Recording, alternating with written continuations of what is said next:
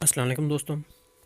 آج کا جو موضوع ہے وہ ہے کہ اللہ تعالیٰ کو کس نے پیدا فرمایا، اسے یہ ساری طاقت کس نے دی، وہ کہاں سے آیا، یہ سب کیسے شروع ہوا. میں سب سے پہلے آپ کو بتا دوں کہ جو مسلمانوں کے لیے اللہ تعالیٰ کی تعریف ہے، یعنی جسے ہم اللہ تعالیٰ کہتے ہیں، جس کا اللہ تعالیٰ ہونا ضروری ہے، اس کی ایک تعریف ہے. وہ اس تعریف کے مطابق یا کچھ اصول ہیں، ان کے مطابق اگر پورا ہوتے تو ہم اس سے اللہ تعالیٰ مانتے ہیں.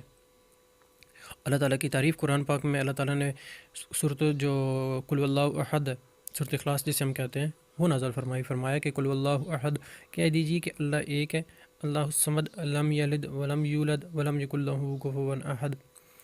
کہ اس کے آگے مجھے صحیح ترجمہ تو یاد نہیں، میں اس کا مفہوم آپ کو بتاتا ہوں کہ کہہ دیجیے کہ اللہ ایک ہے، نہ اسے کسی نے پیدا فرمایا، نہ اس کا کوئی بیٹا، بیٹی یا بیوی ہے، نہ اس کے کوئی والدین ہیں، نہ ہی اسے کبھی کوئی بیماری آئی ہے، نہ کوئی اونگ آئی ہے، کبھی نیند نہیں آتی، کوئی دکھ تکلیف اسے نہیں ہے. تو دوستوں یہ تعریف اللہ تعالیٰ کی. اور دنیا میں کوئی ایسا شخص نہیں ہے، کوئی ایسی بندہ یا کوئی ذات نہیں ہے جو اس تعریف پر پوری اترے. آپ جو بھی بندہ دیکھیں، یہاں تو وہ کسی کا بیٹا ہوگا، کسی کا بھائی ہوگا، کسی کا باپ ہوگا، ٹھیک ہے، اس کا دنیا میں کسی کے ساتھ کوئی نہ کوئی رشتہ ضرور ہوگا. تو آگے پھر جو اصل بات ہے اس پر آتے ہیں کہ اللہ تعالیٰ کو کس نے پیدا فرمایا. یہ والا سوال میں نے تقریباً ہر بندے سے پوچھا جو میرے جاننے والے تھے. ایک امام مسجد، ایک حافظ قرآن، رکشے والا جن کے ساتھ میں سفر کیا، دوستوں سے پوچھا، علماء سے پوچھا، ہر بندے کا اپنا آنسر تھا. اور تقریباً مجھے حیران کر دینے والا کہ ہر بندہ علم کا بادشاہ ہے ایک.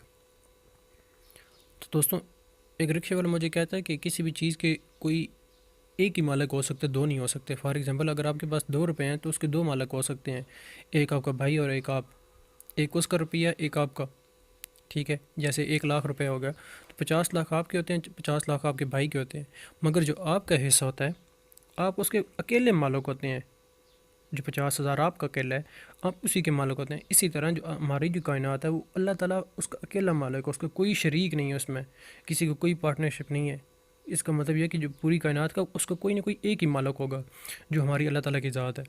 اب سوال یہ ہے کہ اللہ تعالیٰ کو پیدا کس نے کیا. تو اگر مثال کے طور پہ دوستوں میں اگر آپ کو بتا دوں کہ اللہ تعالیٰ کو بھگوان نے پیدا کیا، نعوذ باللہ، تو پھر بھگوان کو کس نے پیدا کیا. تو ہم مسلمانوں کا عقیدہ یہ ہے کہ جو ہماری اللہ تعالیٰ کی ذات ہے وہ اکیلی ہے، اسے کسی نے پیدا نہیں فرمایا، یہ خود ایک ذات ہے، ٹھیک ہے. یہ جو سب سے آخری، اگر آپ میتھ کے اسٹوڈنٹ ہیں تو آپ کو پتہ ہوگا کہ جب ہم کوئی چیز جیسے لکھتے ہیں کہ 1.11111 یا جو پائی کی ویلیو 3.1414 اس طرح آگے چلتی جاتی ہے، یہ انفینٹی تک اگر ہم کہیں جاتی ہے تو سائنس کہتی ہے کہ انفینٹی کیا ہے، انفینٹی آخری مقام ہے.